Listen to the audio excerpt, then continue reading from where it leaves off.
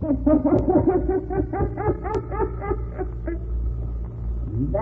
Sealed Vook.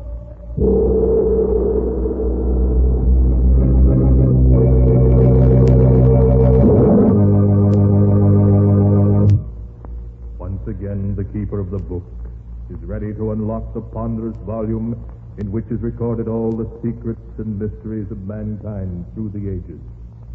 All the lore and learning of the ancients. All the strange and mystifying stories of the past, the present, and the future.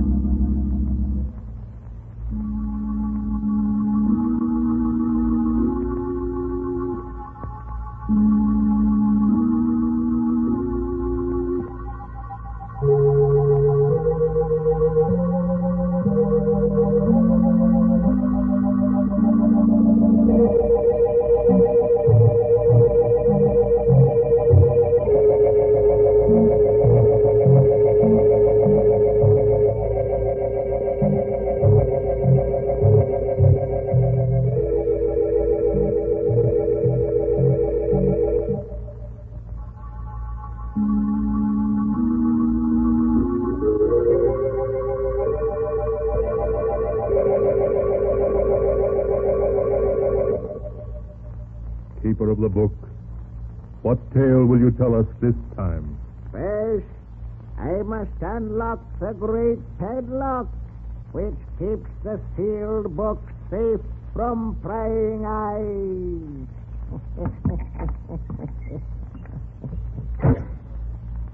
Now, what story shall I tell you? I have here tales of every kind. Tales of murder, of madness, of dark deeds, and of events strange beyond all belief. There. Now let me see. Here's a tale for you. A dark story of two brothers. One of them killed because he could not help himself. The other one was interested in murder, too, but in a very different way. The title of the tale is The Hands of Death.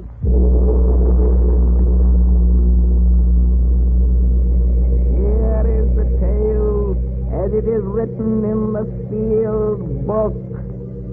It began in San Francisco on a night of thick, suffocating fog. A young man hurrying homeward turns a corner and bumps abruptly into a huge figure striding toward him. Oh, excuse me. Fog's so thick I didn't see you. It's all right. Tell me, do you live here? Here in San Francisco? Why, yes, I do. Do you know where Edward Morlock lives now? Why, no, I never heard of him. Now, if you'll excuse me. Wait. But I've really got to get home. I just want a light from your cigarette. Oh, of course. Here, I'll hold it for you. Just hold it like that. What is it? What's the matter? Nothing. It's nothing. It's my hands, isn't it? They frightened you. No, it's nothing. My hands, they disgusted you. No, of course not. They frightened you because they're not like other people's hands. No, let go of me. Are you sure you thought I was a freak? Let go of me. You're crazy. I'm not crazy, do you hear? I'll show you. No, no. I'll show you.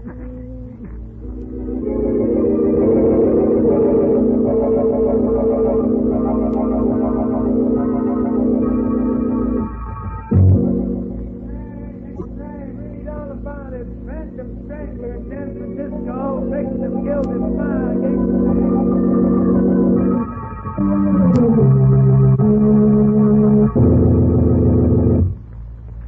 So, the Phantom Strangler is at work in San Francisco. Jennings will be interested in that. I beg your pardon, Mr. Morlock. Oh, yes, Jennings? The postman just brought this package, sir. Oh, package, eh? Give it to me. Yes, sir. Now, wheel me over to the window. Of course, sir. This is close enough, Jennings. This package, I suppose you noticed it came from my agent in New York? Yes, sir, I did. Then perhaps you can guess what's in it.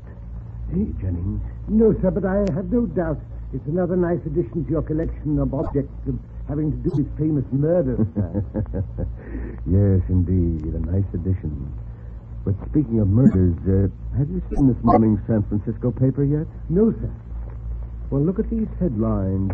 Read them out loud. Playboy murdered in fog. Phantom Strangler breaks victim's neck. Then he's back. Your brother Kane is back. Yes, back in San Francisco, looking for me. And he'll keep looking for you. And if he finds you, he'll kill you. As he's dedicated his life to that purpose. And all because he feels I cheated him out of his share of the money our father left us. Oh, it's a great pity. Yes, sir. Of course, we know the truth. Quite so. As you say, we know the truth. However, I hardly think Kane will find me here. No, sir. So we'll forget about him. Jennings, tomorrow afternoon, a neighbor's dropping in for tea. A neighbor, sir? Yes, Inspector Tennant, the head of the local police force. He's coming to view my little collection. Of course, sir. He may bring a friend with him. So have plenty of everything? Yes, sir. Well, that's all. What are you waiting for? Excuse me, sir. I wanted to speak to you about this check you gave me yesterday for my month's salary. Well, what about it? It's for the usual 500, isn't it? Yes, sir, but you see, Mr. Morlock, I've been thinking in these times I ought to have more. More?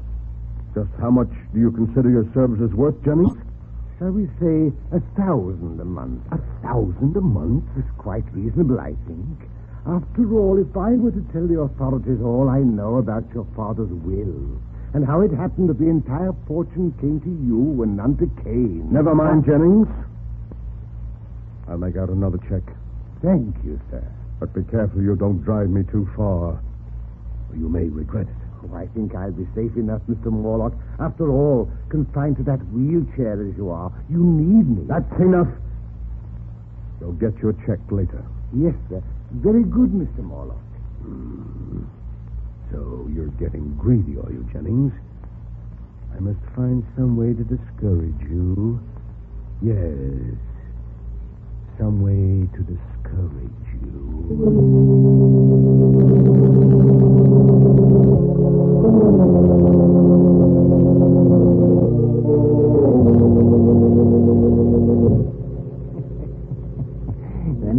Afternoon, Edward Morlock, strange crippled collector of murder relics, enjoyed himself thoroughly playing host to Police Inspector Tennant and Mr. Norman Smith, a criminologist friend of his.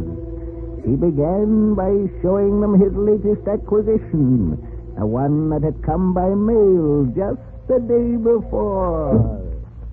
And, now, gentlemen, look. Cashmere shawl. Yes, but no ordinary cashmere shawl. Until last month, it was owned by two very old sisters who lived in a dingy house in Baltimore. In Baltimore? Yes. You mean that's the shawl? Exactly, gentlemen. That's the shawl with which the two old ladies were strangled by a sneak thief. Well, I'll be darned. It's a prize worthy even of my collection, which is, I flatter myself, the most complete of its kind ever assembled. Funny hobby, I'd call it. Every man to his taste, Inspector. Murder is your business. but it's my hobby. Now, if you'll just pull back those curtains there, the rest of my collection is on the shelves behind him. These curtains? That's right. Well, I'll be jiggered. This is most interesting, Mr. Morlock. Yes, I knew you'd think so. Look there on the wall. An authentic headsman's axe. It was used in the brutal murder of the Baron de Morlaix, an ancestor of mine in the 16th century. And right there below it is the blood-stained dress worn by one of the victims of Jack the Ripper. And on the next shelf.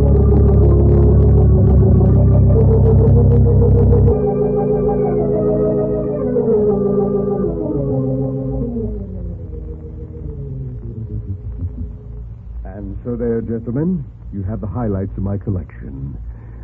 How do you like them? Well, if that's the sort of thing you're interested in, I'll say your collection does seem complete. It is indeed. In fact, there's really nothing missing except perhaps a murderer and a victim. What did you say? That's the only thing missing from your collection is a murderer and a victim. A most interesting thought, Mr. Smith. And after all, why not? Why not what? Oh, excuse me, Inspector. I was just thinking out loud. Oh. Well, I'm afraid we got to go now, Morlock. Hey, Smith? Yes, you're right, Inspector. It's been a great pleasure having you, gentlemen. And I do hope you'll call again.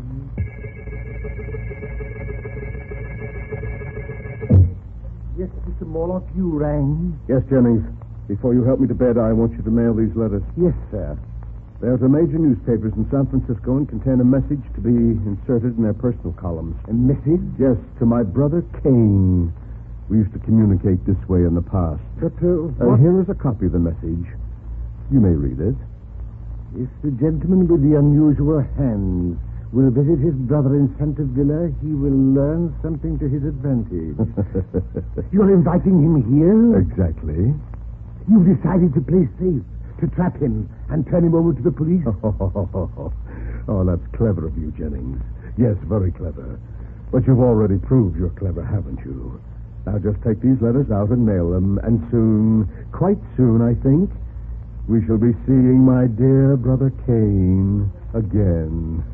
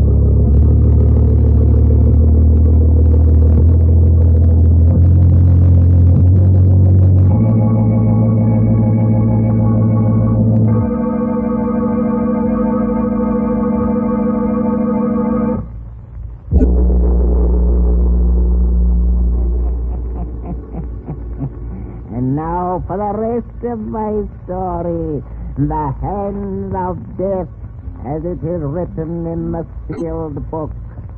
After Edward Morlock had put into effect his plan to bring his brother Cain to him, he sat in his wheelchair and waited, seeming much amused at some secret thoughts of his own. One day passed, then 2, then 3, and then the newspapers carried strange new headlines. Read all about it. Phantom Strangler in Los Angeles. Extra, read all about it. So Brother Cain was in Los Angeles last night, Jennings. He's getting closer.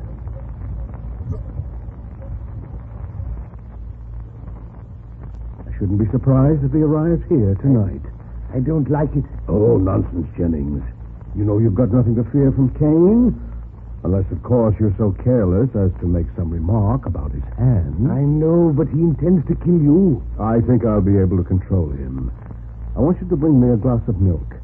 Cain is very fond of milk. Glass of milk? With a triple dose of sleeping powder in it.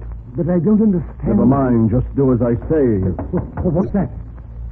I imagine that's Cain now. Cain? Here, already? Quick, I'll let him in. You get that glass of milk ready. And bring it in when I ring. Yes, sir. When you ring, sir.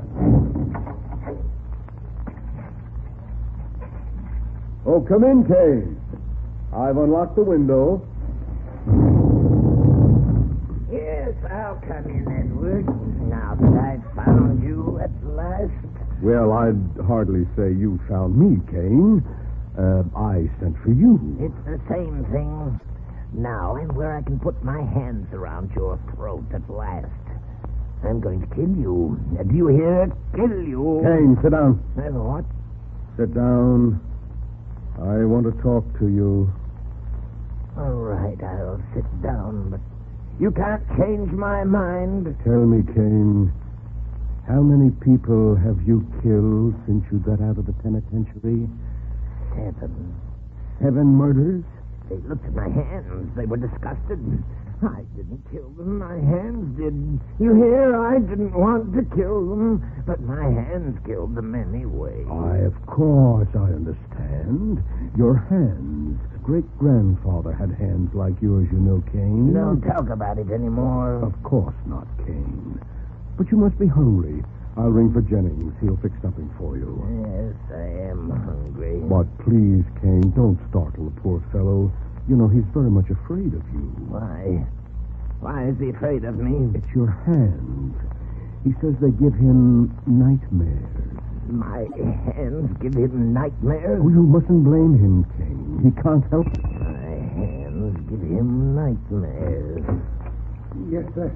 I brought you a glass of milk, Mr. Morlock. My hands frighten Oh, me. thank you, Jennings. Just put it down here. Yes, sir.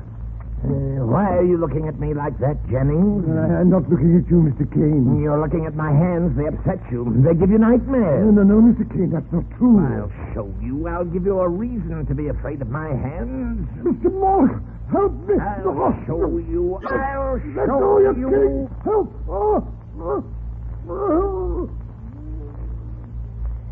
There. That'll teach you to be afraid of my hands. You can let him go now, Cain. He's dead. My hands, they've killed again. Yes, he's dead. Oh, you've been very wicked, Cain. I didn't want to kill him. My hands did it. My hands, you hear? You must be quiet now, Cain. You must rest. I didn't want to kill him. Here, drink this milk. Then lie down and rest for a while. We'll talk some more in the morning. All right. I'll drink it. I'll take care of everything. That's right, Cain. Lie back and sleep. Sleep soundly.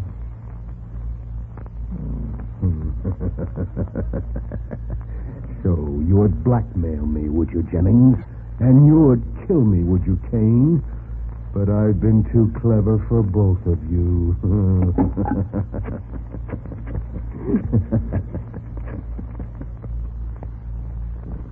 Hello. Hello, police headquarters. Connect me with Inspector Tennant, please.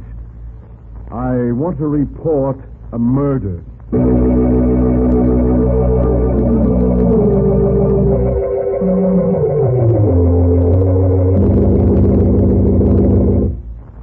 And so, there you are, Inspector.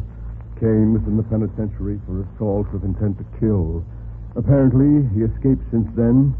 Been seeking for me, meaning to kill me. Good heavens, Morlock. Then he's the strangler who's been doing all these killings. Yes, I'm afraid so. Oh, and I never guessed until he showed up tonight to kill me, because he thought, you see, quite wrongly, that I had cheated him of his inheritance. Jennings bravely came to my rescue, and Kane throttled him.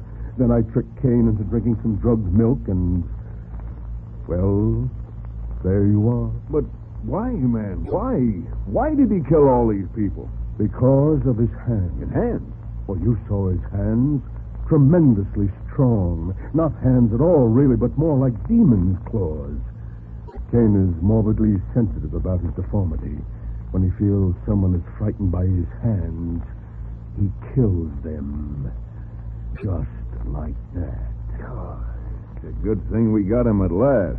You can take him along now quite safely. But be sure to keep him well locked up, Inspector. And don't let anyone get within reach of his hands.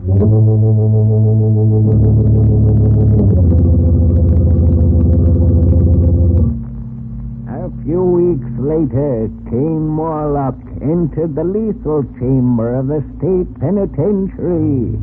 Edward Morlock, the condemned man's invalid brother, was one of the few spectators. Kane Morlock, with his last breath, cursed his brother and swore that someday he would be avenged. Then he died. The following day, Inspector Tennant and his friend Norman Smith paid Edward Morlock another visit. Oh, good evening, Inspector and Mr. Smith. It's very kind of you to stop by tonight. We dropped in to see how you were making out, Mr. Morlock. Thought maybe over the trip yesterday and the shots that perhaps... No, I'm quite all right, thank you. What must be, must be. You see, I'm a philosopher. You have somebody looking after you? Yes, Philippe, a Filipino boy, is taking poor Jennings' place. Oh, and, gentlemen, that reminds me. I have something here that will interest you. Mm-hmm. Something that'll interest us? Yes, here on the table beside me. This jar. A burial urn, isn't it, Mr. Morlock? Exactly. And in this burial urn are the ashes of poor murdered Jennings. Jennings' ashes? Yes. You mean you're going to keep them with you? But of course, gentlemen. I was very fond of Jennings, very fond. What more fitting than that I should keep his ashes to remind me of his years of faithful service? Besides, well, I can always look upon them as part of my little collection. Your collection? Yes, Inspector. It was Mr. Smith here who pointed out that, complete as it was, it lacked both a murderer and his victim. Well, here are the ashes of the victim. Great heavens. That's rather a unique item, Mr. Morlock. Yes, indeed, an item any collector would be proud of. But the really choice addition to my collection is here in this box, which just arrived. Would you care to look at it, gentlemen? What in the Well, world? now you needn't guess. I'll lift the lid and... see. Merciful heaven. A pair of hands. The hands of your brother Kane. Exactly. I can't believe it. But what is so strange about it, gentlemen? There are the ashes of a murder victim. Here are the unique and terrible hands that throttled him. Where in all the world will you find a collector who can boast such items as these? You must be mad. Morlock, did you plan all this from beginning to end? Plan it, Mr. Smith, but how could I? You're quite mad. We could never prove it. You could prove nothing. Nothing. Inspector, I think we'd better go. Yes, Come on, let's get out of here before I do something I'd regret. Call again any time, gentlemen. Easily upset, weren't they, Kane? Upset by your hands. Your great, strong hands that are going to become the prized items of my little collection. The distorted hands of a murderer. Ooh, how cold they are. And yet I can almost feel the murderer's strength in them still. You wanted so bad that you close your hands about my throat, didn't you, Kane? But it's too late now. You're dead. And your hands are dead, too. Lifeless. Would you like to see how your hands look at my throat here? I'll place them there for you. See how nicely they fit around my neck. Just as if they... No! No! Let go of me! Your hands! They're choking me! I can't breathe!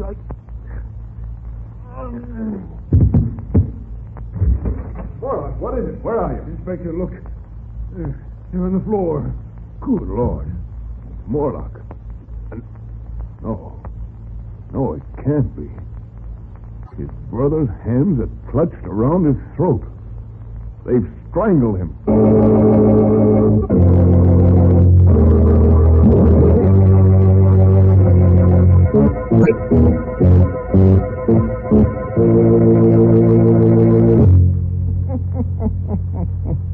And that is the story of the hands of death as it is written in the Sealed Vook.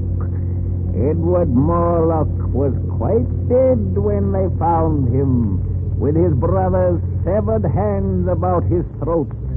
But they called his death heart failure. For who would believe that two dead hands by themselves could reach the vengeance that Cain Morlock swore to have before he died? And perhaps it was heart failure. Perhaps Edward Morlock, thinking he felt the hands move, died of sheer terror. You'll have to decide for yourself which is true. The answer is not written here.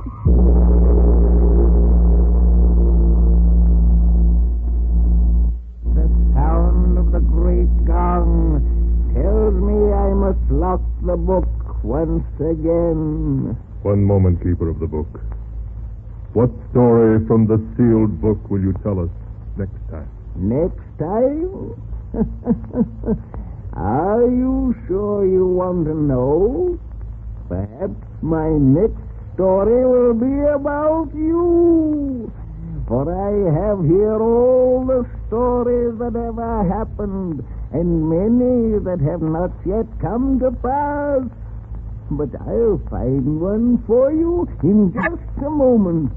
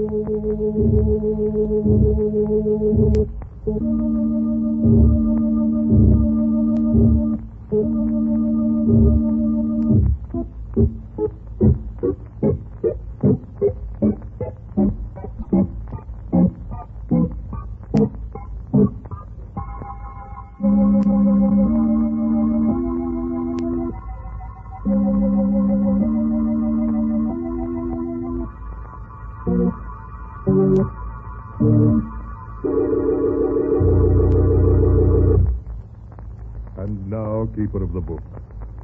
Have you found the story that you'll tell us next time? Yes, I found one. It's a story about a man who found the secret of immortality, of life everlasting, and how he tried to use it to make himself master of the earth.